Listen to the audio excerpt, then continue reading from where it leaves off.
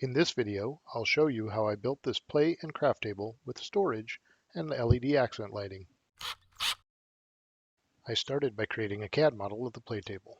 The design goals were to maximize the play area to fit the room, provide storage for arts and craft supplies, accommodate up to 4 kids at the same time, and provide a fun LED accent detail. The top was set to be 4 foot square with a 3/4 inch perimeter trim and designed to be a typical table height and accept standard fabric cube organizers. From the CAD model, I made a simple drawing of the bases to use as a cut list and headed to the table saw. The bases were cut out from 1/2 inch plywood. Here's the stack of pieces used for the 4 bases. Once all of the pieces were cut, I started gluing up the boxes. I had to glue them up one at a time due to the number of clamps I had and because I had to fight a little with some of the plywood not being flat. Note the concrete block weighing down the assembly. After the first one, the glue-up process was repeated for the remaining 3 boxes. The top was made from 3/4 inch plywood.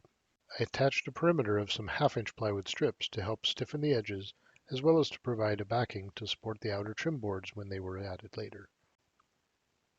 To cover the plywood and provide a smooth, easy to clean surface, laminate flooring was glued to the top of the plywood and then flush trimmed to match the edges. I had used this on my workbench tops and really like both the look and functionality of it. Glue drips can be popped off of the flooring quite easily, and acrylic paints like the kids tend to use can be cleaned off very well. To create the stripe feature in the outer trim pieces, I set lengths of 1x4 pine on the CNC router. Due to the length, I had to position them at an angle. The pieces started out longer than needed, so the miters could be cut to fit later. This photo is from a small test piece, but once the outer grooves were cut, I used tape to dam up the ends and poured colored epoxy into the grooves. I mixed mica powder to tint the resin, but left it mostly transparent.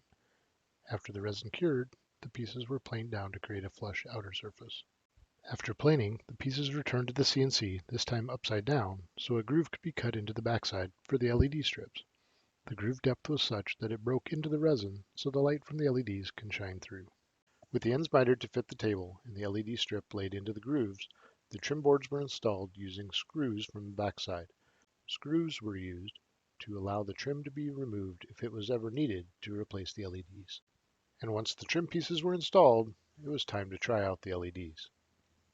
After messing with the LED strip colors and options for a while, I applied a few coats of a wipe-on polyurethane to the trim boards, and the top was complete. The bases were painted a very dark gray, almost black, and the table was assembled in the playroom. The top was bolted onto the bases. Fabric storage cubes were added to the openings in each base to store arts and craft supplies, and the table was officially complete. And when the lights turned off, the LEDs were tested out to the delight of the kids. If you're interested in additional information about this build, please drop your questions in the comment. If you like this video, please hit that like button and consider subscribing to my channel. Thanks for watching.